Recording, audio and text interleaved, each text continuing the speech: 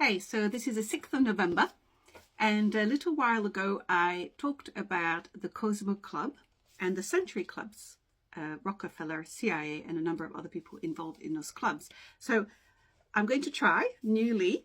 I'm just going to go through what those clubs were. They still exist. They're still very active, and read you the names of people who were involved throughout the 1900s up to more recently. You will recognize a lot of names. And I even have a photo of some of them in this book, this wonderful book, which is turning out to be quite a treasure to actually confirm a lot of the data. So let's see if this video doesn't get taken down by a TT, because there's nothing controversial. I'm just reading out, and I will put the 2 pages that I'm reading out at the back so you can examine for yourself and do your own research. So I did mention those clubs, and basically there were 2 prominent social clubs. Oh, I'm reading out of this, by the way, although I've got this also confirming it. So there were 2 prominent social clubs originally established in the early 1900s that came to flourish as meeting grounds for those that were involved in the government, military, and psychiatric mind control arenas. While this motion may at first seem trivial, the significance of these clubs to this examination should not be ignored, for it was here that the major players in these areas met, socialized, and formed personal and political alliances. Here was classic backroom politics in action, where favors and business deals were sealed with a handshake and other people's futures were shaped. The Cosmo Club was located in Washington, the center of American government, and New York, the financial center of the United States and the world, as well as the seat of the American Psychiatric Association, was the site of the Century Club. No wonder there, isn't it? Now, let's see who was involved over the years. Prominent members of the Cosmo Club included Daniel Blaine, medical director of the American Psychiatric Association and a military psychiatrist. Winfried Overholser, a top military psychiatrist and superintendent of St. Elizabeth Hospital, a psych hospital. Zygmunt Lebenson. Now, you'll recognize a lot of German names. Some of these people who came before World War II or came after with Project Paperclip. Zygmunt Lebenson, who worked on mind control experiments at St. Elizabeth with Overholser and trained psychiatrists in military intelligence. It says for other posts, there's so much about the abuse of soldiers who dedicate their life to help their country, and they're the prime fodder for psychiatric experiments. Okay, I digress. Next, Robert T. Moores, a military psychiatrist and commissioner for mental health in Washington. Harold Stevens, a psychiatrist at St. Elizabeth and the Veterans Administration. Adolf Meyer is in that book, here, in this picture there. Freud and his disciples, 1909. Okay, let's continue. So Adolf Meyer, German psychiatrist who became known as the father of modern American psychiatry. So this is a German guy who's made it across to the US and who founded the American Psychopathological Association, whatever that means.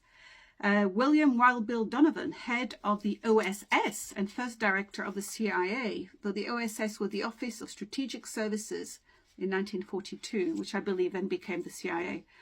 Dr. Charles H. Judd, a psychiatrist and pupil of Wundt. Please watch my pinned videos if you do not know who Wilhelm Wundt was, because this is super key in this whole research of 150 years and this whole hoax. Okay, I would really recommend it. You need to know who this chap is. Then, oh, lo and behold, John Dewey, the man who destroyed American education. So most Americans, you should know that name. John Dewey, a pupil of Wundt, like James Cattell, most responsible for making psychology part of the American school systems. G. Stanley Hall, Wundt's first American pupil and the top psychologist at Columbia University's Teachers College. Yeah, because Cattell was not necessarily his first student. He was the first one that came back to America. Nelson and Lawrence Rockefeller, John D. Rockefeller Jr.'s sons, who carried on the family business and philanthropy. Yeah, right. Nelson later entered politics, becoming the governor of New York and vice president of the United States under President Ford. E. L. Thorndike, another educational psychologist, Another of Wundt's pupils involved in the push to get psychology into American schools. Henry Kissinger, Secretary of State under President Nixon.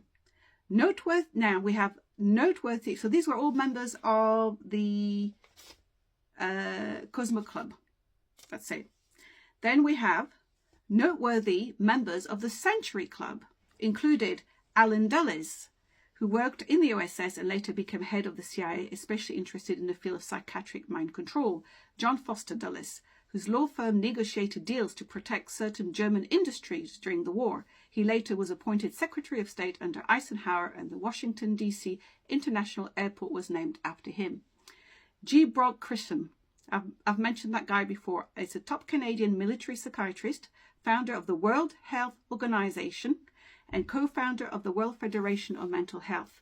And I mentioned him already in some other posts, and there's more to mention on him. Adolf Meyer, also of the Cosmo Club. So we've talked about this guy in the photo. Lawrence Kolb, head of the U.S. Division of Mental Hygiene, a forerunner of the National Institute of Mental Health, NIMH, and military psychiatrist. Nicholas Katzenbach, former U.S. Deputy Attorney General. James Cattell, here we go again, Wundt's assistant for 3 years and prominent American educational psychologist, the one who declared phonics was a waste of time. James E. Russell, child psychiatrist. E. L. Thorndike, educational psychologist. You see, those guys were in they were in both clubs. Some of these guys are in both clubs. And, oh, lo and behold, John D. Rockefeller and his 3 sons, John D. III, David Lawrence, and his grandson, David Jr. So these are prominent people from those 2 clubs. There's more here with the American Psychopathological Association, and you'll recognize some names. But just of interest, there's just loads. But just to give you an idea of what was going on, there's actually pages and pages of the whole drug history and experimentation that was going on at the time. But there's a chick there, Loretta Bender. LSD, sorry, the name just goes with her job. Loretta Bender, LSD experimenter on autistic children. It sounds a bit shocking, and it is, because unfortunately at the time, in the 60s, there was much experimentation going on autistic children, little kids with LSD. And here there's actually a report, quoted from their report. LSD used on 89 children from January 1961 to July 1965. And again, we gave this LSD first to young autistic children. But what's amazing is, again, the arrogance of those people when they write, because part of the report here, it says, we also tried LSD on 2 adolescent boys who were mildly schizophrenic. They became disturbed to the extent that they said we were experimenting on them. So the poor lads realized they're being experimented on and raised their voice. And the psychiatrist here reports that they're disturbed because they realize they're experimenting on them. So it's really, really fascinating. But I thought it would give you a little bit of stuff to look up and research as we unpack what's been happening in the last 150 years. But if you haven't watched my pinned videos, you really need to do that, because the biggest hoax is the brain theory hoax that's been used wonderfully for 150 years, with all textbooks change. And everybody, well, it's not true, actually, it's not everybody believing in it, because I certainly don't, and there are many others in the same position who know properly the story and know there's something not right with it. But it's worked really well to convince 8 billion people that there's no soul, there's just a brain, they're a stimulus response animal, and you just take a pill, you do what you're told, you go to school, you're just a puppet, you're riffraff, you know, me included, and that's it, just a worker. So the moment that people kind of realize what's happened in the last 150 years, because listen, before that time, go back thousands of years, there are no textbooks, there are no books, there's nothing at all which talks about the brain being the individual. And I've put a post on it. There is a lot more. I mean, that book covers it. There's a lot more books that cover it, and I will do some more. But you've got to realize, if you watch my post on the original meaning of psychology, that it is very precisely at the end of the 1800s that all those definitions were changed and all these wild statements were declared. And keep in mind Now, people don't realize that either. Well, actually, quite a lot of people do. But do keep in mind the fact that miraculously, around 1850s as well, in Europe, in the US, North America, Russia, I expect as well, and a few other countries, there was an explosion of psychiatric hospitals in beautiful buildings. And you're like, how can it be that civilization's kind of, it's got its wars, it's got its bad times, but, it's moving along. And suddenly, in the space of just a few decades, the population is obviously expanding. There are incredible scientific discoveries. There's industrial revolutions. More and more people become very clever. Books are printed. You've seen the textbooks that I've been showing you from the 1900s.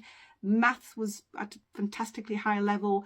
Grammar, not just for the rich. I know some people think it's always for the rich. No, it's just the standard. It's what people really knew.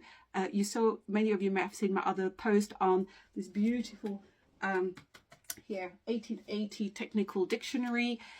There was a lot of knowledge, yeah, and it was easily accessible. It was, people could learn. The riffraff, the poor, like ourselves, people had access to this. So you have an expansion of intelligence.